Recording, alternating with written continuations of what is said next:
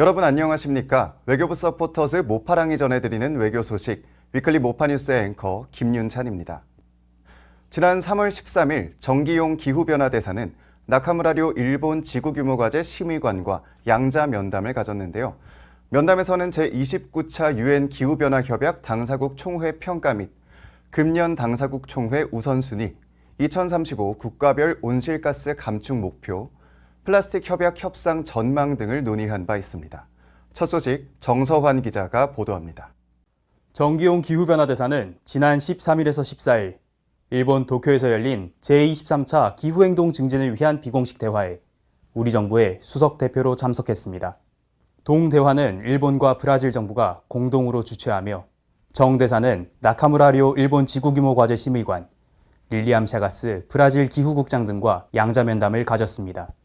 작년 아제르바이잔에서 열린 제29차 유엔 기후변화협약 당사국 총회를 평가하고 금년 당사국 총회의 우선순위에 관한 의견을 교환했습니다. 한일 양측은 작년 당사국 총회에서 합의된 기후재원 조성을 위해 각국 정부, 다자개발은행 및 민간 부문 등의 적극적인 기여가 필요하다는 지점에 주목하였습니다. 또한 양측은 2035년 국가별 온실가스 감축 목표가 국제적 기후변화 대응 동력에 관한 지표라는 점에 의견을 함께했습니다.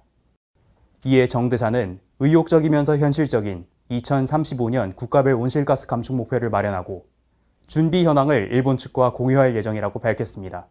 아울러 플라스틱 협약 협상과 관련하여 참여국 사이에 이해관계가 첨예하게 대립하는 점을 지적하고 합의점 모색을 위해 양국의 협력이 필요하다는 점에 공감하였습니다.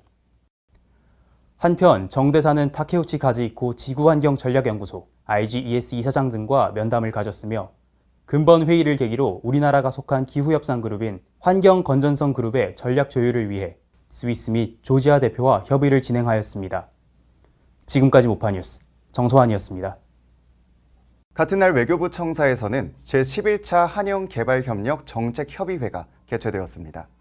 양국은 급변하는 글로벌 개발협력 환경 속에서 국제사회의 상생과 번영을 위해 개발협력이 지속되는 것에 방점을 두고 23년 체결한 전략적 개발 파트너십을 통해 협력을 더욱 심화해 나가기로 뜻을 모았습니다. 이어서 김지현 기자가 보도합니다. 지난 3월 13일 한국과 영국이 제11차 한영개발협력 정책협의회를 개최하며 개발협력 지속의 중요성에 대해 공감했습니다. 협의회는 재정부와 외교부 등 관계기관의 합동으로 이루어지는 유무상 통합공여국 협의체로 우리 측 박종환 외교부 개발협력국장과 문지성 기획재정부 개발금융국장이, 영국 측에서는 멜린다 보한 외교영연방 개발부 인도지원개발 총국장이 수석대표로 참석했습니다. 이번 협의회는 런던에서 열린 제10차 한영개발협력 정책협의회의 논의 내용을 넘어 4개월 만에 한국에서 다시 개최되었습니다.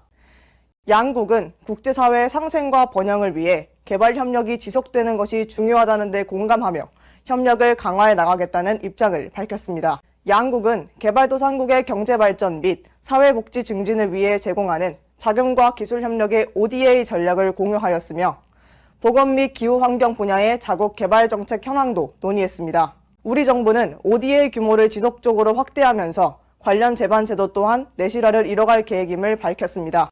또한 양국은 지난 23년 체결한 전략적 개발 파트너십인 SDP의 후속 조치로 개발협력 시행기관인 코이카와 영국국제투자공사 간 인도태평양 지역에서의 협력 사업을 모색하며 실질적인 협력의 틀을 마련하기 위해 노력했다고 외교부는 전했습니다.